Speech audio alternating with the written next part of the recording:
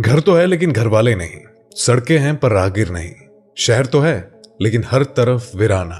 अब जिस शहर, गांव या कस्बे में रहते हैं वो अगर एक दिन में उजड़ जाए तो क्या होगा, सोचकर भी नामुमकिन सा लगता है। सैकड़ों, हजारों या लाखों की आबादी भला एक दिन में कैसे गायब हो सकती है? कैसे कोई बसा बसाया शहर एक दिन में ही वीरान हो सकता है? सुनने में भले ही ये असंभव लग रहा हो, लेकिन आज हम आपको एक ऐसे शहर के बारे में बताएंगे जो एक ही रात में वीरान हो गया। अब ऐसा क्यों हुआ और आज इन शहरों की हालत कैसी है, आइए जानते हैं। दोस्तों, भारत का ऐसा इलाका जहां कभी रहते थे 15,000 लखपति व्यापारी लोग, सब कुछ किसी फेरी टेल जैसा था और आज ये जगह किसी भूत बंगले जैसी सुनसान पड़ी है। इतनी अमीरी थी यहाँ कि यहाँ के रहने वाले अकबनी सेठ अपने महलों की नींव में गोल्ड कॉइन भरवाया करते थे। जी हाँ, अकबनी सेठ ये इतने अमीर थे और इतने दानी थे कि इनकी तुलना भगवान से की जाती थी। लेकिन कैसे यहाँ रहने वाले लोगों के जीवन में अचानक इतनी उथल पुथल मच गई? जहाँ दुनिया भर के व्यापारी आते थे और यहाँ की चकाचौंध के कायल हो जाते थे, वहां दुनिया भर से आज विजिटर्स आते हैं और इस जगह को घोस्ट टाउन बुलाते हैं।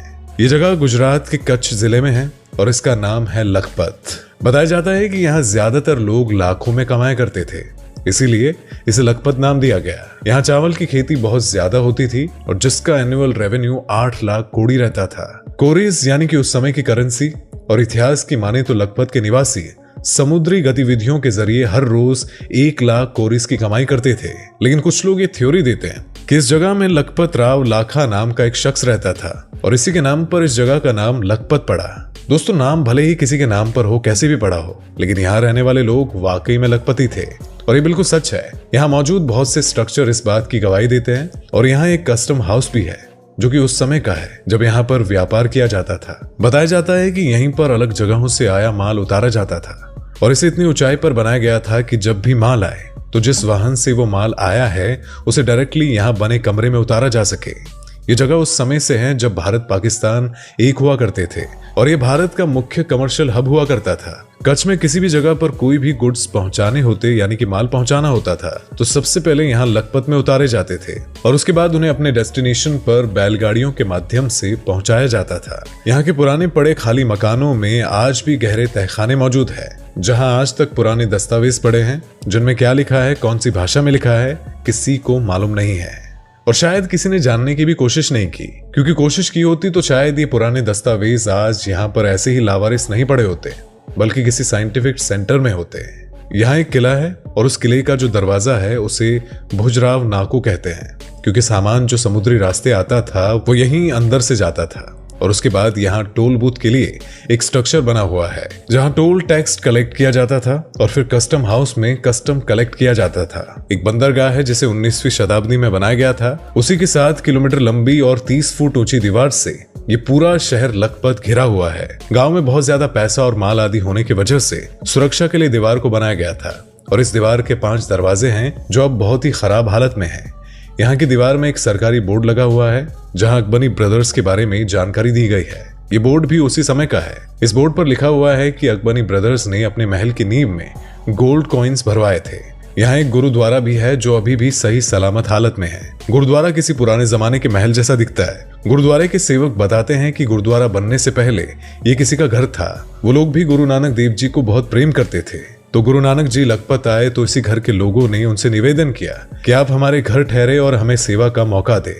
गुरु नानक जी इसी आमंत्रण पर आए और कई दिन यहाँ पर ठहरे और उनकी चरण पादुकाएं आज भी यहाँ पर मौजूद है। लखपत से करीब 4 किलोमीटर की दूरी पर सिंधु नदी और उसकी उपनदियां बहती थी जो गुजरात को सिंध से जोड़ती थी। इसके जरिए कमर्शियली एक्टिविटीज के उद्देश्य से जहाज समुद्र तक पहुंचते थे और समुद्र के रास्ते दूसरे शहर में जाते थे और इंटरनेशनल बिजनेस करते थे।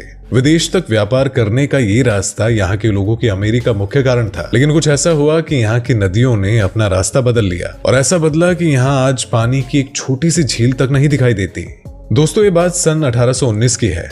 1819 तक यहाँ खूब व्यापार हुआ करता था, लेकिन फिर यहाँ भयानक भूकंप आया और भूकंप इतना खतरनाक था कि नदी ने अपनी दिशा बदल दी और नॉर्थ वेस्ट की ओर मुड़े और तब से लेकर आज तक नदी का पानी दोबारा लखपत तक नहीं पहुंचा और तब से लेकर आज तक नदी का पानी दोबारा लखपत तक नहीं पहुंचा और आज यहाँ सब कुछ सुनसान, वीरान और बंजर पड़ा है। और ये भूकंप इतना भयानक था कि इसकी वजह से लखपत के 45 किलोमीटर नॉर्थ में एक पठार सा बन गया जो 16 किलोमीटर चौड़ा और 6 मीटर ऊंचा है। इतिहासकारों का कहना है कि 200 साल पहले तक ये पठार यहाँ नहीं था। ये भूकंप की वजह से ही हुआ है। और दोस्तों, पानी की कमी की वजह से ही लखपत की सारी पैदावार खत्म हो गई और अब नदी का रास्ता भी यहाँ से दूर जा पहुंचा, जिस वजह से यहाँ विदेशी व्यापार बंद हो गया। अभी एक पोर्ट टाउन नहीं रहा। इसी भूकंप में यहाँ ओरिजिनल भुजवराव नाको काफी हद तक खराब हो चुका था और इसे बाद में रिपेयर कराया गया था, लेकिन गांव धीरे धीरे खाली होता गया क्योंकि अब यहाँ व्यापार के लिए कुछ भी नहीं बचा था। 1820 में यहाँ बस 6000 लोग रह गए थे और वो भी ऐसे लोग थे जो विदेशी व्यापारी जो यहाँ पर आ बसे थे, या फिर सिंध प्रोविंस की वो हिंदू फैमिली जो यहाँ आकर बसी थी। सन 1851 तक यहाँ हर छोटा बड़ा बचा हुआ व्यापार भी खत्म हो गया था। अब यहाँ गरीबी के अलावा कुछ नहीं बचा था और तभी से ये जगह वीरान होती चली गई। दोस्तों, आपको क्या लगता है कि क्या ये कुदरत का कोई खेल था जो लखपत गांव के निवासियों के साथ खेला गया? 15,000 लोग रातों रात गायब हो गए। तो दोस्तों, आपको क्या लगता है?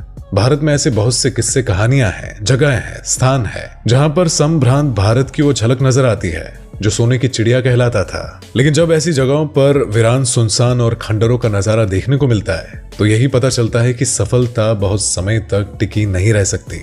एक गलती और ऊंचाई पर बैठा व्यक्ति कभी भी नीचे गिर सकता है।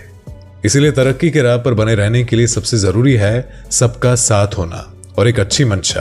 आशा करते हैं कि आज की ये वीडियो आपको पसंद आई होगी। अगर आपको ये वीडियो पसंद आई हो तो इस वीडियो को लाइक करें, कमेंट करें और इस चैनल को सब्सक्राइब करना मत भूलिएगा। धन्यवाद।